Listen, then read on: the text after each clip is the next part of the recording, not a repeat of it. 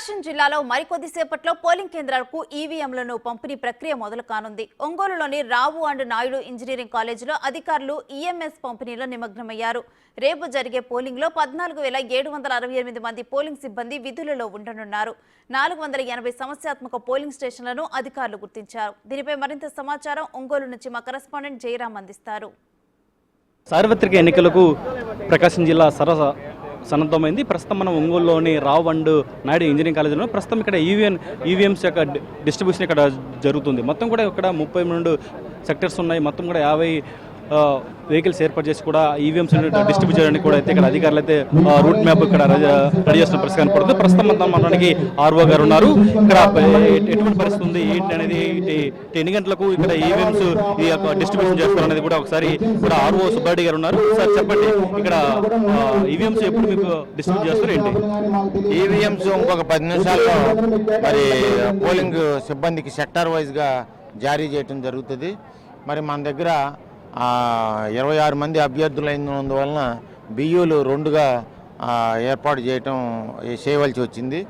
మరి మన కాన్స్టిట్యున్సీలో 636 బియ్యూలు 318 సియూలు అనేది ఇవ్వటం జరుగుతుంది. మరి వాటిని పూర్తి స్థాయిలో స్వచ్ఛపరిచి సిద్ధపరిచాము. మరి జిల్లా కలెక్టర్ గారి ఆదేశాల మేరకు అవి పోలింగ్ సిబ్బందికి ఇవ్వటం జరుగుతుంది. దాంతోపాటు మరి ముఖ్యమైన కవర్స్ పోలింగ్ మెటీరియల్ కూడా ఇచ్చి వాళ్ళని 53 రూట్లో పోలీస్ సిబ్బందితో ఎస్కార్ట్ ఇచ్చి పంపించడం జరుగుతుంది.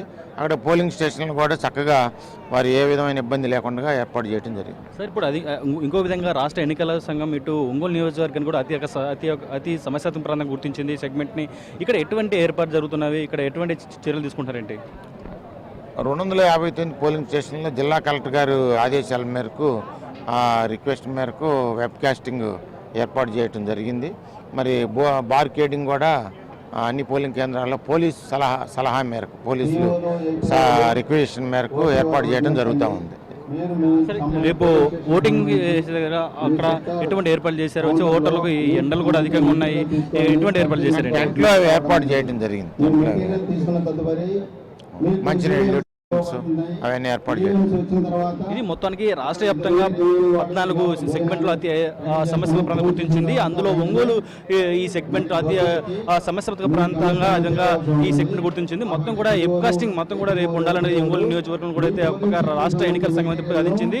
ప్రతి ఒక్క పోలింగ్ స్టేషన్లో కూడా ఈ వెబ్కాస్టింగ్ ద్వారా ప్రతి ఎన్నికల అబ్జర్వర్ అయితే ఈ ఒంగోలు నియోజకవర్గాన్ని అయితే పరిగణించారు. అదేవిధంగా జిల్లా వ్యాప్తంగా ప్రతి కూడా ఈ కమాండ్ కంట్రోల్ నుంచి కూడా చేయనున్నారు. అదే ప్రస్తుతం మనం ఇక్కడ ఒంగోలులోని రావు అండ్ నాయుడు ఇంజనీరింగ్ కాలేజీలో ప్రస్తుతం ఇక్కడికి ఎన్నికల సిబ్బంది మొత్తం ఇక్కడికి రావడం జరిగింది. ప్రస్తుతం అయితే టేబుల్స్ ఇటు ఈవీఎంస్ కోసం ఎదురుసిన పరిస్థితి కనపడుతుంది.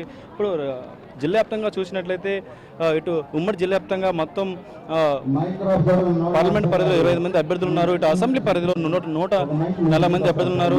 మొత్తం జిల్లా వ్యాప్తంగా చూసినట్లయితే 18,22,400 మంది ఓటర్లు ఉన్నారు. అందులో మెయిన్లీ ఓటింగ్ వచ్చేసి 9,07,980 మంది, ఇటు ఫిమేల్ ఓటింగ్ వచ్చేసి 9,14,370 ఉన్నాయి. అదేవిధంగా పోలింగ్ కేంద్రాలు చూస్తే 21,083 పోలింగ్ కేంద్రాలు ఉన్నాయి. అదేవిధంగా ఈ ఎన్నికల ఈ సిబ్బంది చూసినట్లయితే 14,768 మంది ఈ ఎన్నికల సిబ్బంది కూడా ఉండబోతున్నారు. అదేవిధంగా ఇటు ఒంగోలు నియోజకవర్గంలో అతి సమస్యాత్మక ప్రాంతం కావడంతో ఇక్కడ 259 వెబ్కాస్టింగ్ అయితే ఇటు ఉండబోతుంది కూడా అయితే అధికారులు చెప్తున్న ప్రశ్న అవుతుంది. ఇటు జిల్లా వ్యాప్తంగా చూసినట్లయితే సమస్యాత్మక ప్రాంతాలను కూడా 480 సమస్యాత్మక ప్రాంతాలను కూడా గుర్తించారు.